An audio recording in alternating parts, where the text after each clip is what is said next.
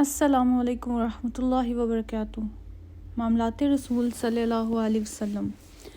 حضرت عبداللہ بن زبیر رضی اللہ عنہ سے روایت ہے کہ میں نے حسن بن علی رضی اللہ عنہ کو دیکھا کہ وہ نبی پاک صلی اللہ علیہ وسلم کے پاس آتے جب کہ آپ صلی اللہ علیہ وسلم سجدے میں ہوتے تو آپ صلی اللہ علیہ وسلم کی پیٹھ پر سوار ہو جاتے۔ آپ صلی اللہ علیہ وسلم انہیں اتارتے نہیں تھے جب تک وہ خود نہیں اتر جاتے، اور وہ آتے اور آپ صلی اللہ علیہ وسلم رکوع کر رہے ہوتے تو اپنے دونوں پیروں کو پھیلا دیتے اور وہ دوسری طرف نکل جاتے۔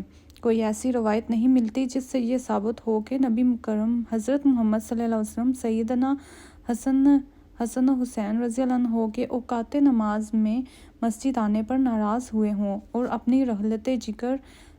اپنی لخت جگر سیدہ فاطمہ الزہرا رضی اللہ عنہ سے کبھی یہ کہا ہو کہ بچے مسجد میں نماز کے دوران کیوں جاتے ہیں، یا روکنے کی ہدایت کی ہو۔ یہ بات یاد رکھنی چاہیے کہ سیدنا حسن و حسین رضی اللہ عنہ نے حضور اکرم صلی اللہ علیہ وسلم کی حیات مبارکہ کے جو زمانہ پایا اس میں ان کی عمر محض چند سال تھی۔ مسجد نبوی اسلامی ریاست کا مرکزی سیکریٹریٹ تھی، جہاں پر تعلیم و تربیت کے علاوہ ریاست کے مذہبی، سماجی، معاشی، سیاسی اور سفارتی امور بھی طے پاتے تھے۔ اگر کسی قبیلے کا کوئی سفارتی وفد آتا تو اس کے ساتھ مذاکرات مسجد میں ہی ہوتے۔ مسلمانوں، یہودیوں اور مشرکوں کے درمیان مسائل اور معاملات مسجد میں ہی حضور اکرم صلی اللہ علیہ وسلم کی نگرانی اور رہنمائی میں طے کیے جاتے تھے۔ اگر کوئی فوجی مہم بھیجنے کی ضرورت پیش آتی تو اس کی ترتیب اور تنظیم کا کام بھی مسجد میں ہی ہوتا تھا۔ بیرون مدینہ تبلیغی اور سفارتی وفد بھی مسجد سے ہی روانہ کیے جاتے۔ رسول اللہ صلی اللہ علیہ وسلم نے بیرونی حاکموں کے نام سفارتی مراسلے بھی مسجد سے روانہ کیے۔ مسجد عبادت گاہ اور علمی مرکز کے علاوہ قیام و طعام اور اسلامی اخلاق کی تربیت گاہ کے طور پر بھی استعمال میں آتی تھی۔ دوسرے معنوں میں مسجد روحانی، مادی، دینی اور دنیاوی رہنمائی کا سرچشمہ تھی، جہاں مسلمان نظم و ضبط، اتحاد اور مساوات کے اصول سیکھتے تھے۔ یہ مسجد کسی حاکم فرد یا خاندان کی دولت اور جاہ و جلال کی علامت نہیں تھی، بلکہ خالق کائنات کی عظمت اور جلال کی علامت تھی۔ اللہ تعالیٰ نے مسجد کے بارے میں ارشاد فرمایا، اور یہ کہ مسجدیں صرف اللہ کے لیے ہیں، بس اللہ تعالیٰ کے ساتھ کسی اور کو نہ پکارو۔ جب تم کسی شخص کو مسجد میں جانے کا عادی دیکھو تو اس کے ایمان کی گواہی دو، کیونکہ اللہ تعالیٰ نے فرمایا کہ مسجدوں کو وہی آباد کرتے ہیں جو اللہ اور قیامت پر ایمان لاتے ہیں۔ مواقعات بے گھر افراد کی آبادکاری۔ مکہ سے ہجرت کرنے والے سینکڑوں مسلمان مدینہ میں پناہ تو حاصل کر چکے تھے، مگر یہاں پر ان کی کوئی جائیداد نہیں تھی، لہٰذا انہیں مقامی معیشت کا حصہ بنانے کی اشد ضرورت تھی۔ آپ صلی اللہ علیہ وسلم مکہ سے کچھ نقدی لائے تھے، جس سے آپ صلی اللہ علیہ وسلم نے کئی اونٹنیاں اور بکریاں خرید لی تھیں، جن سے آپ صلی اللہ علیہ وسلم کے اہل بیت کی ضروریات پوری ہونے لگیں۔ کئی مدنی مسلمانوں نے اپنے باغات میں ایک کھجور کا درخت حضور اکرم صلی اللہ علیہ وسلم کی خدمت میں پیش کر دیا۔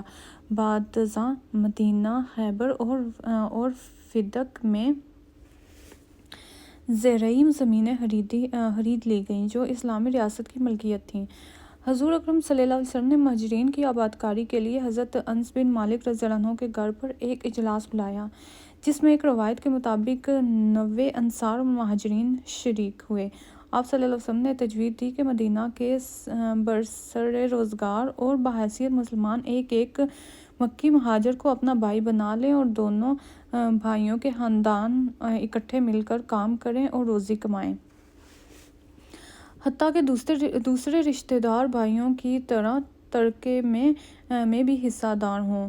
آپ صلی اللہ علیہ وسلم کی تجویز سے سب متفق ہو گئے۔ آپ صلی اللہ علیہ وسلم نے ہر ایک کی ذاتی خوبیوں کو مد نظر رکھتے ہوئے ایک مدنی کو ایک مکی کا بھائی بنا دیا۔ یہ واقعہ مواخلات کہلاتا ہے، جس کی مثال انسانی تاریخ میں نہیں ملتی۔ یہ مواخات یعنی بھائی چارہ کئی سال تک جاری رہا، تاہم مکی مسلمان یہ نہیں چاہتے تھے کہ وہ مدنی مسلمانوں پر کسی قسم کا بوجھ بنے۔ چنانچہ جب انہوں نے محنت و مشقت سے مناسب دولت کما لی تو انہوں نے اپنے میزبان مدنی بھائیوں کی املاک شکریہ کے ساتھ واپس کر دی۔ امام غزالی رحمۃ اللہ علیہ کے مطابق اس بھائی چارے کا مقصد یہ تھا کہ جاہلانہ دور کی اصبتیں ختم ہو جائیں، حمیت اور عزت اسلام کے لیے ہو، نیز نسل، رنگ اور وطن کے امتیازات مٹ جائیں۔ بڑے اور چھوٹے کا معیار انسانیت اور تقویٰ کے علاوہ کچھ نہ ہو۔ السہیلی کے مطابق مواخلات کا مقصد یہ تھا کہ مہاجرین کی غریب الوطنی کا احساس دور کیا جائے اور اہل عیال سے ان کی جدائی کا غم قدرے کم کیا جائے۔ حضرت عمر رضی اللہ عنہ نے اپنے مدنی بھائی حضرت عتبان رحمۃ اللہ علیہ بن مالک سے کہا، ایک دن میں آپ کے باغ میں کام کروں گا اور آپ حضور اکرم صلی اللہ علیہ وسلم کی مجلس میں دن گزاریں گے، اور شام کو مجھے وہاں کی تمام کارروائیاں یعنی نازل ہونے والی نئی آیات قرآنی، سیاسی اور سماجی فیصلوں سے آگاہ کریں گے۔ اگلے روز میں حضور اکرم صلی اللہ علیہ وسلم کے دربار میں حاضر رہوں گا اور آپ باغ میں کام کریں، اور میں شام کو وہاں کی تمام رویدات آپ کو بتایا کروں گا۔ حضرت عبد الرحمن بن عوف رضی اللہ عنہ کو ان کے مدنی بھائی حضرت سعد بن ربیعہ رضی اللہ عنہ نے کہا، یہ میری جائیداد ہے، آدھی آپ کی ہوئی، میری 2 بیویاں ہیں، ان میں سے آپ جسے چاہیں منتخب کر لیں، میں اسے طلاق دے دوں گا اور آپ اس سے شادی کر لیں۔ حضرت عبد الرحمن بن عوف رضی اللہ عنہ نے جواب میں کہا، اللہ تعالیٰ آپ کو جائیداد اور اہل خانہ مبارک کرے، مجھے صرف مقامی منڈی کا رستہ بتا دیجیے۔ حضرت عبد الرحمن بن عوف نے منڈی سے کچھ چیزیں ادھار خریدیں اور وہیں فروخت کر دیں۔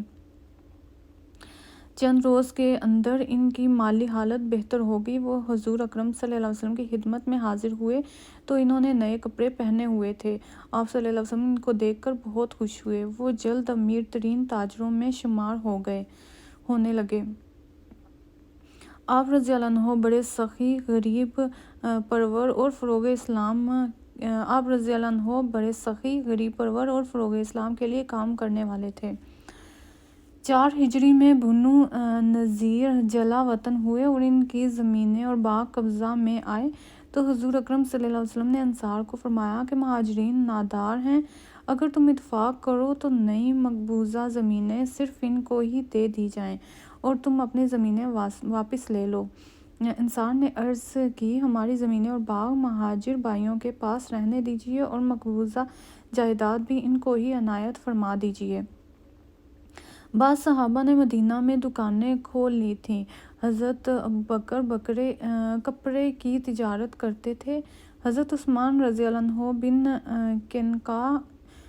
قینقاع کے بازار میں کھجور کی خرید و فروخت کرتے تھے۔ حضرت عمر رضی اللہ عنہ تجارت کرتے تھے اور ان کی تجارت ایران تک پہنچ گئی تھی۔ بخاری شریف میں اخوت کا ایک بے مثال واقعہ درج ہے۔ ایک فاقہ زدہ شخص حضور اکرم صلی اللہ علیہ وسلم کی خدمت میں حاضر ہوا۔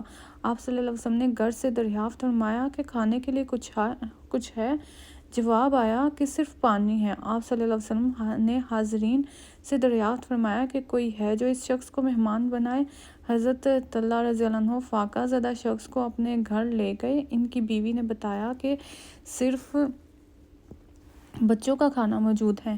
انہوں نے بیوی سے کہا کہ چراغ بجھا دو اور وہی کھانا مہمان کے سامنے رکھ دو۔ حضرت طلحہ رضی اللہ عنہ، ان کی بیوی اور مہمان کھانے کے لیے بیٹھ گئے اور مہمان کو یہ تاثر دیتے رہے جیسے وہ بھی اس کے ساتھ کھانا کھا رہے ہیں، مگر خود بھوکے رہتے تاکہ ان کا مہمان پیٹ بھر کر کھانا کھا لے۔ اس واقعے کے بارے میں قرآن کی یہ آیت نازل ہوئی، اور گو ان کی خود تنگی